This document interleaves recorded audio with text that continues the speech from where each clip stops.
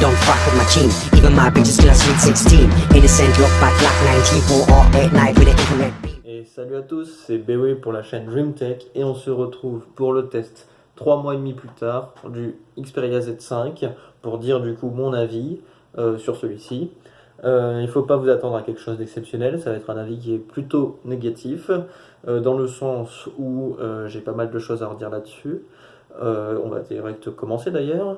La première chose, c'est le processeur. Donc c'est un processeur Snapdragon 810, donc c'est un processeur de 2015 qui avait été réputé pour avoir pas mal chauffé.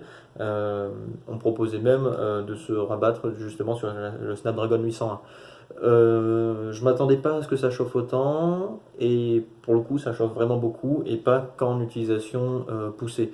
C'est-à-dire que même sur Facebook, même sur la messagerie, ça va chauffer. Ensuite, le deuxième point négatif, c'est la batterie. La batterie qui est pas bonne du tout.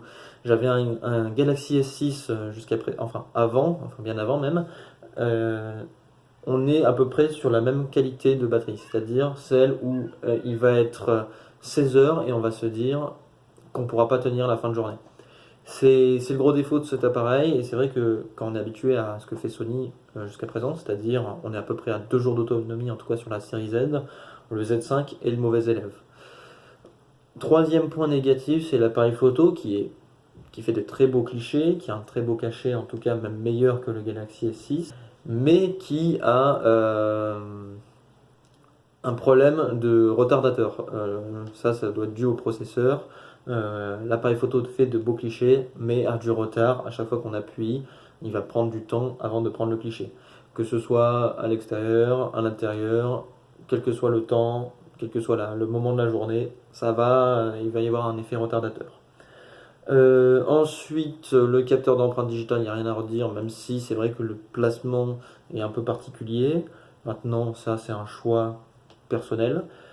Qu'est-ce qu'on a? C'est aussi d'écran. L'écran, c'est un écran LCD qui n'est pas AMOLED, c'est un écran LCD IPS, qui pour le coup a un taux de reflet qui est plutôt élevé. Peut-être dû au fait que le taux de contraste n'est pas le même qu'un écran AMOLED, mais là c'est vrai qu'en pleine journée c'est clairement illisible, clairement. Hein. C'est pas possible, moi j'y arrive pas en tout cas.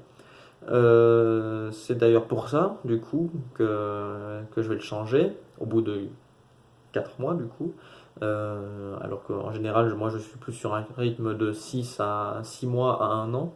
Là au bout de 4 mois je le change parce que pour le coup, même avec Nova Launcher, on n'arrive pas à sauver, on va dire, le peu qu'il y avait de chez Sony. Excusez-moi pour la cloche. Je vais essayer de continuer. Du coup c'est pour ça que je le change. Pour quel appareil? C'est simple, un téléphone qu'on ne trouvera pas spécialement en France, en tout cas pour l'instant il n'est pas annoncé pour la France, mais je l'ai déjà commandé dans mon cas, en mettant un peu plus d'argent que prévu. C'est le Xiaomi Mi Mix. Je pense que vous en avez entendu parler. C'est un téléphone qui se veut borderless, c'est-à-dire avec un taux de surface d'écran qui est par rapport à la surface d'appareil qui est très élevé, c'est-à-dire là, il était annoncé 91%, ce sera 83%. Ça reste quand même élevé puisqu'il va faire la même taille que l'iPhone 7 Plus, mais avec un écran qui fait 1 pouce de plus. Donc c'est quand même pas mal, même si c'est vrai qu'Apple n'est pas le bon élève. Je pense que j'ai tout dit là-dessus. Le Xperia Z5, pour moi, ce n'est plus une valeur sûre, en tout cas pour début 2017. Et en tout cas, si vous êtes d'accord sur les points que j'ai cités, c'est-à-dire écran, batterie, appareil photo et processeur qui chauffe, dites-le moi en commentaire. Si vous avez aimé la vidéo, mettez un pouce bleu, et c'est tout pour moi. C'était BW pour DreamTech. Ciao ciao. Don't fuck with my team. Even my bitch is still a sweet 16. Innocent look back like 94 or 89 with an infrared beam.